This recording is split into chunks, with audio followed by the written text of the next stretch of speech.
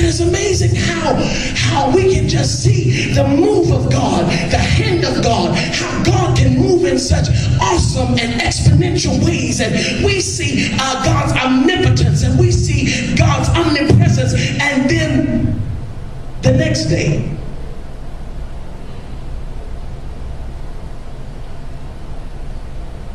we find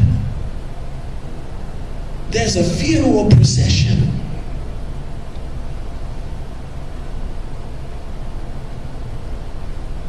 Look at somebody and tell them, what's your funeral about? In other words, what was it that caused you to become down and depressed? How is it that you see the miracle of God take place the day before? Let me see. You see the awesomeness and the move of God in the house of God on Sunday. And then you walk in to your cubicle on Monday. Or you walk in to your workplace. You walk on the campus on Monday. You walk into the classroom on Monday. And something happens that brings about fear and depression. And then it seems as if everything that happened the day before is no longer valid.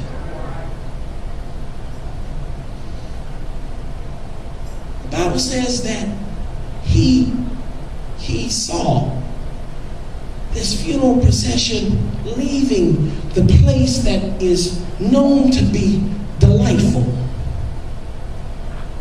And the Bible says that what has happened is there is a widow who is burying her only son.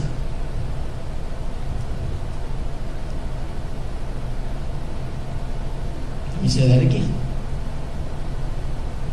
Here, the Bible says that the funeral procession, there was a dead man in the coffin who was being carried, and he was the only son of his mother.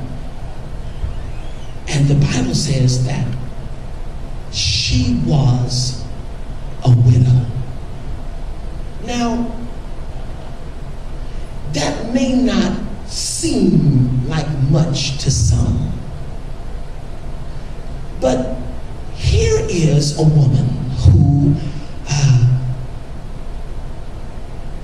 has come to a place that she has been living in a delightful place for a while. But now something has happened that has caused her to have to leave the place of delight. She has lost her only son.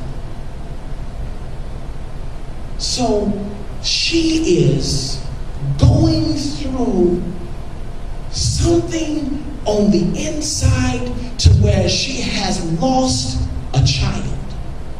Not only a child, but her only child. And the Bible says she was a widow. So there is no husband in the house, and she has now lost her only child. In other words, this woman was in such great pain, not only for her child, for the loss of her only son, but also in great distress because of herself. What do you mean, Pastor? She has not only lost her child, but she has also lost her only means of support. Understanding that in the culture, that it was the male son's duty to take care of the mother. So while the mother was of age and at home, that the son was out there working, taking care of the mother. But now there is no son.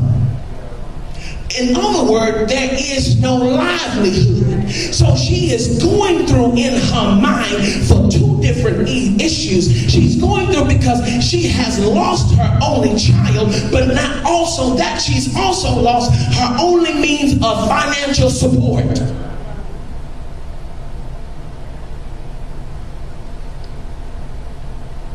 And the Bible says that the crowds met up, and there was a great crowd of people that was following the procession. Isn't it amazing how you can have crowds of people following you, but can't identify with the pain that you're going through? It is one thing to see me in pain, but please understand, you don't know the pain that I'm really experiencing.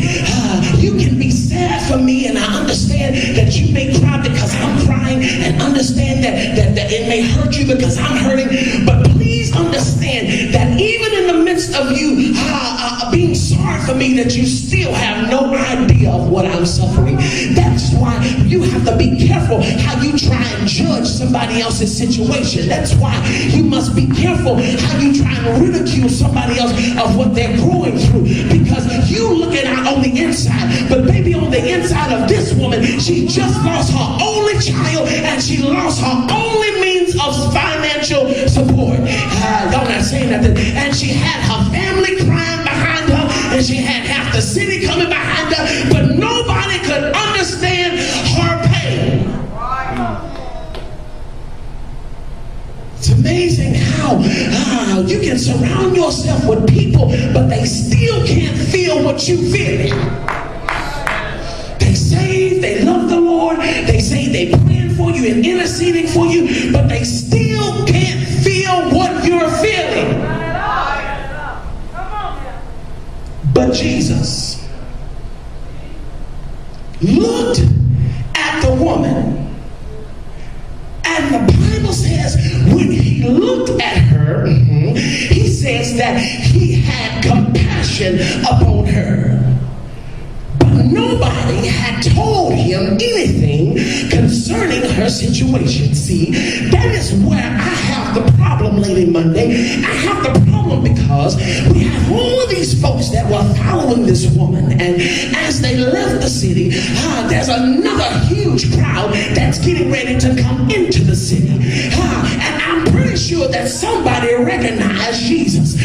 But the Bible says that Jesus looked upon the woman and saw her situation, but nobody said anything to her. Nobody said nothing to him concerning her situation. My question is, why didn't somebody go and run and intercede to Jesus on behalf of the woman?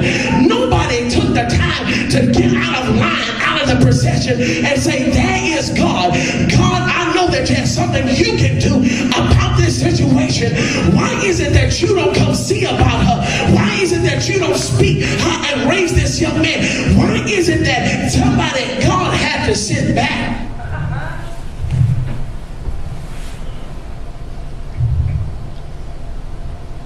And I came to let somebody know, God told me to tell you that because nobody is interceding on your behalf, I know you feel down, I know you feel left alone, I know ain't nobody standing in the gap for you, but God told me to tell you he's not blind concerning what you're dealing with. He's not blind concerning what you're going through. He's not blind concerning how it's hurting you. He's not blind concerning the tears you're shedding. He's